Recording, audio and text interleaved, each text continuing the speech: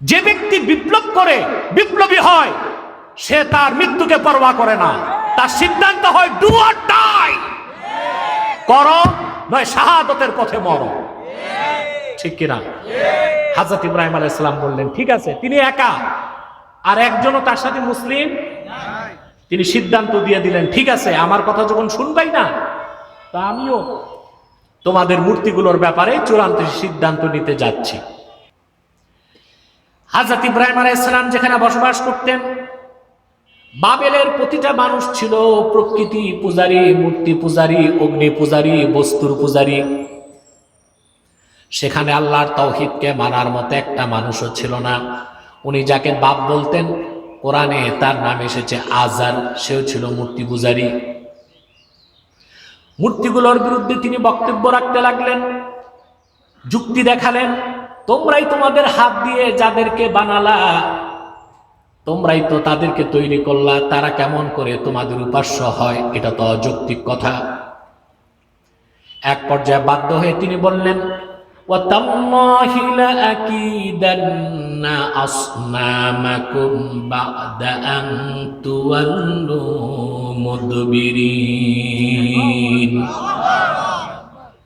পৃথিবীতে প্রথম বিপ্লবী আমার দৃষ্টিতে হযরত ইব্রাহিম আলাইহিস সালাম। সুবহানাল্লাহ বলবেন না? বিপ্লব বুঝেন? বুঝেন না? আসলটা বুঝেন না?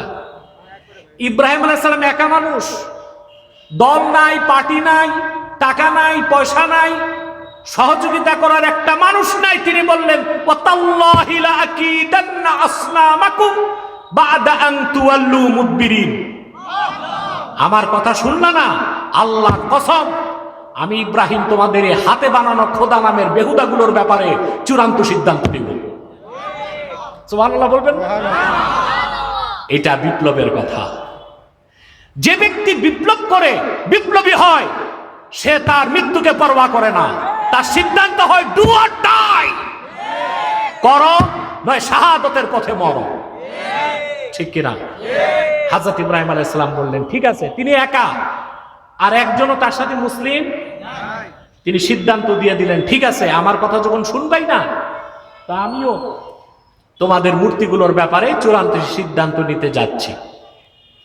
ওরা যখন সব গেল মেলায়, ইব্রাহিম আলাইহিস সালাম বড় একটা কুঠার নিয়া, আল্লাহ তাআলা কোরআন শরীফের মধ্যে বলেছেন ফাজআলাহুম জুদাদান ইল্লা কাবীরান লাহুম, হাতুড়ি দিয়া সবগুলো মূর্তির নাক নকশা ভাঙ্গা চুরমার করে মানচিত্র পাল্টাই দিছেন, আর বড় মূর্তিটার মাথায় যে কুড়াল বেঁধে দিছেন, লাআল্লাহুম ইলাইহি ইয়ারজিউন, যেন ওরা বড় মূর্তির কাছে এসে দাঁড়ায়।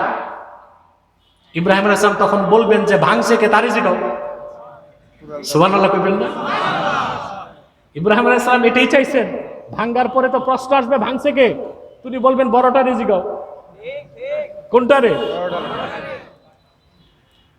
সব মূর্তির নাক নকশা ভেঙে সমান করে দিয়েছেন।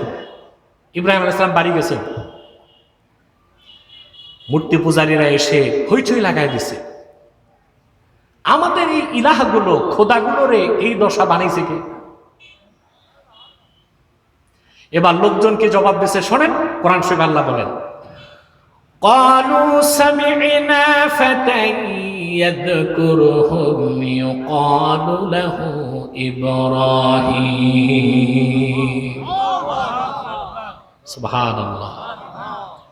তারা বলল আমরা একটা যুবকের কথা শুনেছি। বিপ্লব করে যুবকরা, বুড়াদের পক্ষে বিপ্লব করা সম্ভব?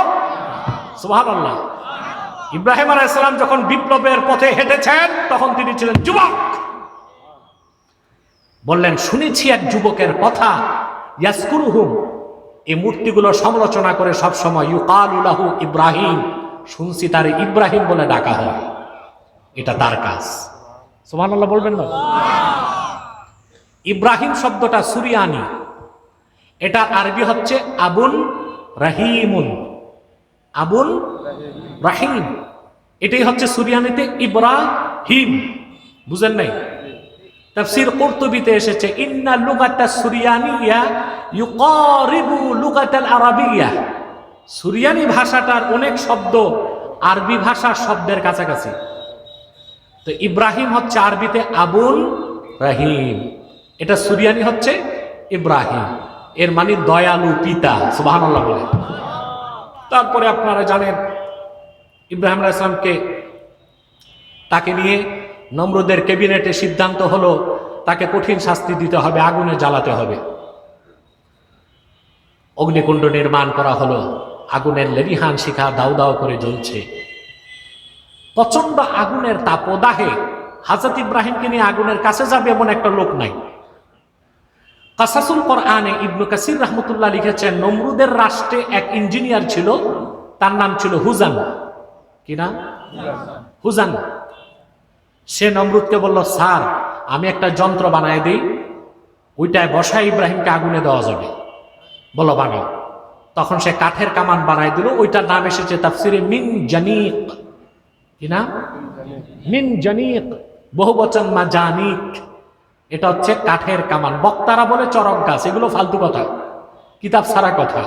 চরক গাছ না, ওটা ছিল কি মিন জানিক, কাঠের কামান বানানো হলো। হাত পাও বেঁধে হযরত ইব্রাহিমকে হাতলে বসায় দেওয়া হলো। রশি ঘুরতে লাগছে, ঘূর্ণন যখন চরম পর্যায়ে যাবে, রশি কাটলেই হযরত ইব্রাহিম আগুনে যাবেন। আল্লাহ রাব্বুল আলামিন তার দোস্ত খলিল ইব্রাহিমের পরীক্ষা নিতে বাদ দিলেন না। আগুনের লেলিহান শিখা দাউ দাউ করে জ্বলছে, হযরত ইব্রাহিম বসে আছেন মৃত্যুর অপেক্ষায়। জিবরিলকে আল্লাহ পাঠায় দিলেন পরীক্ষা নিতে। জিবরিল চলে আসলেন। জিবরিল বললেন, ইব্রাহিম আমি আল্লাহর সবচেয়ে শক্তিশালী ফেরেশতা, আমার নাম জিবরিল, কয় চিনি, আমার 600 পাখা আছে। আলাকা হাজাতুন ইয়া ইব্রাহিম, আমার কোনো সাহায্যের দরকার হলে বলতে পারো। হযরত ইব্রাহিম প্রত্যুত্তরে বললেন, আমার তো সাহায্যের দরকার আছে, কিন্তু জিবরাইল তোমার কাছে আমার প্রশ্ন, হাজাতুন ইলাইকা আও ইলাল্লাহ, সাহায্যটা কি তোমার কাছে চাইবো না যে আল্লাহ রাব্বুল আলামিনের ভালোবাসায় জীবন উৎসর্গ করছি সে আল্লাহর কাছে সাহায্য চাইবো? পরীক্ষায় পাস। সুবহানাল্লাহ। হযরত ইব্রাহিমকে আল্লাহ বলেছেন মানব জাতির নেতা। কখন বলছেন? সবগুলো পরীক্ষায় উত্তীর্ণ হবার পরে। আল্লাহ রাব্বুল আলামিন বলেন, ওয়া ইযবিতালা ইব্রাহিম রাব্বুহু বিকালিমাতিন ফাআতাম্মাহুন ক্বালা ইন্নী জাঈলুকা লিন-নাসি ইমামা। আল্লাহ বলেন, মুহাম্মদ সাল্লাল্লাহু আলাইহি ওয়াসাল্লাম স্মরণ করুন ইব্রাহিমের কথা।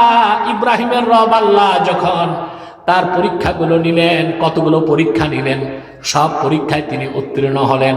আল্লাহ ডেকে বললেন, ইন্নী জাঈলুকা লিন-নাসি ইমামা, ইব্রাহিম তুমি পরীক্ষায় পাশ করেছো, তোমারে আমি মানব জাতির জন্য নেতা বানায় দেব।